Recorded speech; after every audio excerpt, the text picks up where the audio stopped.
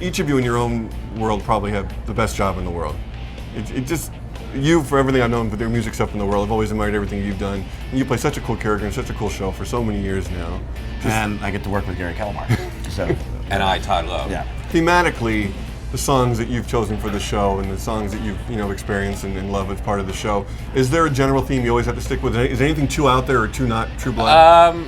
There's generally not anything that's too out there. I mean, every season there's a new fairy or a Maynard or some new creature that has a particular musical taste.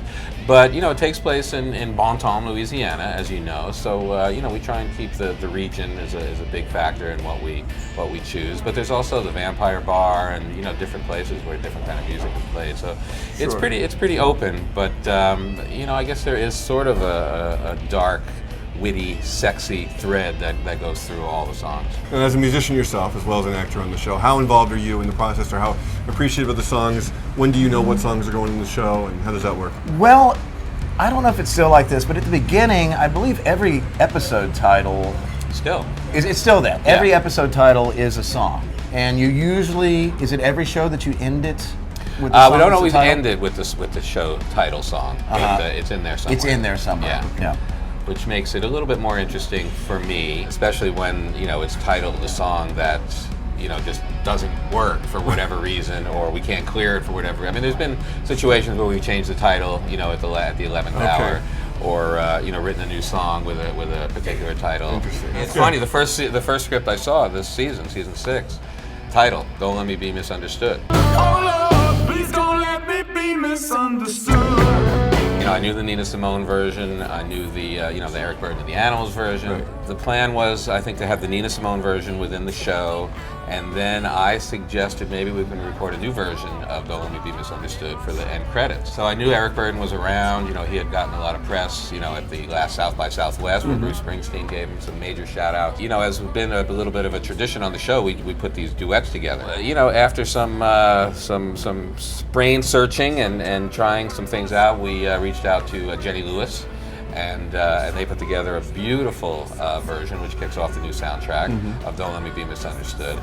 The funny part is that script ended up going away, and we don't have a show called "Don't Let Me Be Misunderstood" anymore. So we have another spot in mind for that great song. How often does that happen? Do you have musicians of regard and or up-and-coming musicians that want to be part of this? I would think it happens all the time. All the time. On a show like True Blood, it happens all the time. Yeah. It's a popular show. Everybody likes it. I mean, everybody wants to, get their song on a TV show. That's how songs get promoted and heard these days. As a musician yourself, as an actor, getting music placed in something, is that something every musician looks to do at this day and age in terms of? Most every musician, outside of Eddie Vedder, I think. But yeah, I mean, radio stations are not playing as much new music as they should be, and it's just hard to get your songs out there.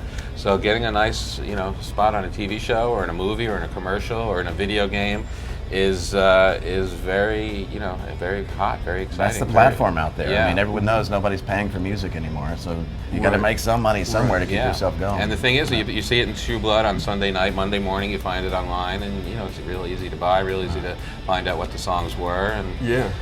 Well, your character had a lot to do last season, obviously. It went off on its own tangent in lots of ways, but it did come back in satisfying ways. Came back to Merlotte's, Everything seems to come back to Merlotte's. Yeah. So what can you tell us in terms of what people can expect in terms of your character and in terms of the season? And my character is still suffering from, his post-traumatic stress disorder and killing his friend and commanding officer at the end of even though he was forced to because there was a supernatural smoke monster and a gypsy curse and all this stuff that had to happen. So, of course, he's not going to be completely settled after this. Okay. There's no drama in that.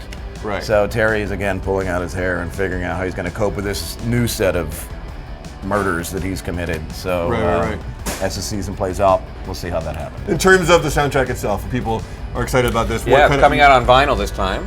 Limited cool. edition blood red vinyl. It's got new tracks from Alabama Shakes and My Morning Jacket and a great new LA punk band, a gal duo band called Deep Valley, Iggy Pop and Eric Burden and Los Lobos, another Los LA Lobos band. on the fine ATO record label. Very cool. Yeah. All right, guys. Thank you so I think much we got for it having covered. us. Yeah. Yes, appreciate it. Thank you for watching Extra on YouTube. And for 24/7 updates on celebrity news, subscribe to our channel here, like us on Facebook here, or follow us on Twitter here. And if you want your voice heard, leave a comment below. Where? Right there.